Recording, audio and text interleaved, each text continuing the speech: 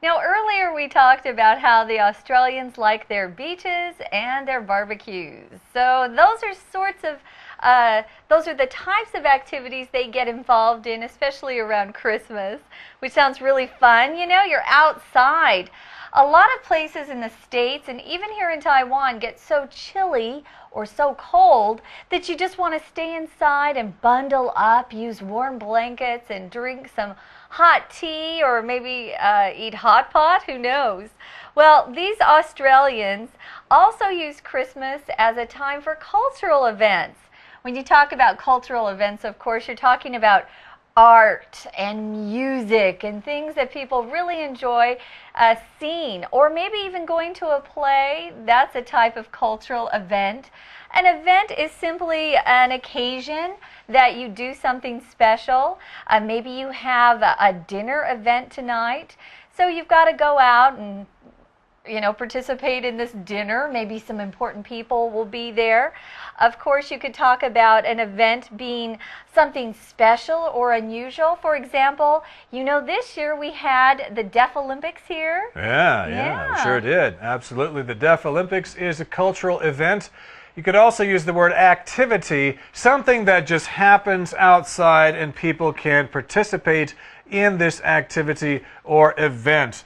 Now, one such event has to do with candles, right? You use candles if you go to the temple here in Taiwan to pray and stuff like that. That's true. You also use them if the lights go out. But this is kind of different here. This is a tradition called carols by candlelight.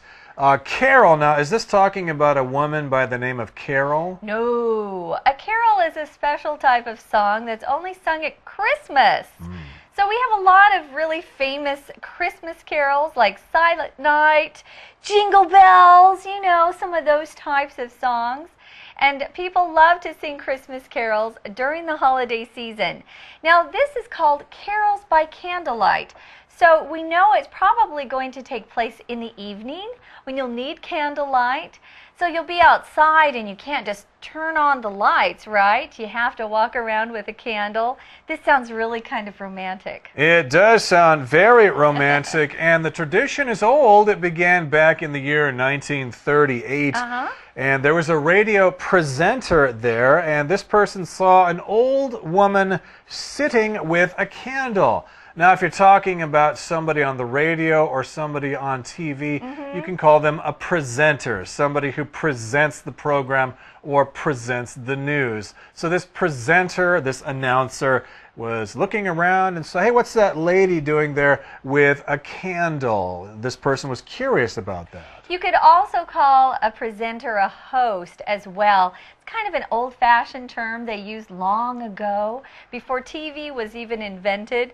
Well, if you have a candle, what do you have?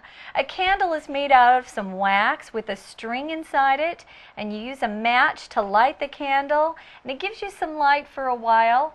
If the electricity goes out, you'd better be prepared and have some candles in your apartment, or you're not going to be able to see anything.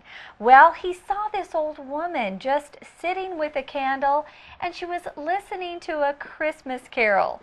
So she was right there by her radio, just listening. She probably was all alone, too. Right, so that probably was something very sad, and the presenter realized that, hey, this is the time of year when people are supposed to get together with friends and family. How could somebody have forgotten all about this old woman? She's got to celebrate Christmas all by herself with this candle and listen to Christmas carols. So again, this is supposed to be a festive time. Festive means really, really happy, a time when people celebrate. Yeah, it's related to the word festival, which is a noun. So festive is the adjective form. So it's a fun time where people put up decorations, they eat nice, tasty treats, and they invite friends over. It's a great time. But this radio presenter realized that a lot of people don't have anyone to take care of them. They're all alone.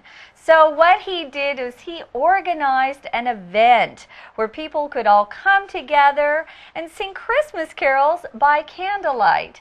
Oh, this sounds like a wonderful thing, because If you're all alone, it's not very much of a holiday for you. But if you all come together and you meet some new friends, that can be a great time. And of course, the event expanded from there, and now these carol singing events take place in places all over Australia on Christmas Eve, the night before Christmas. Yeah. Okay, everybody, that brings us to the end of our explanation about the first part. Here's our Chinese teacher.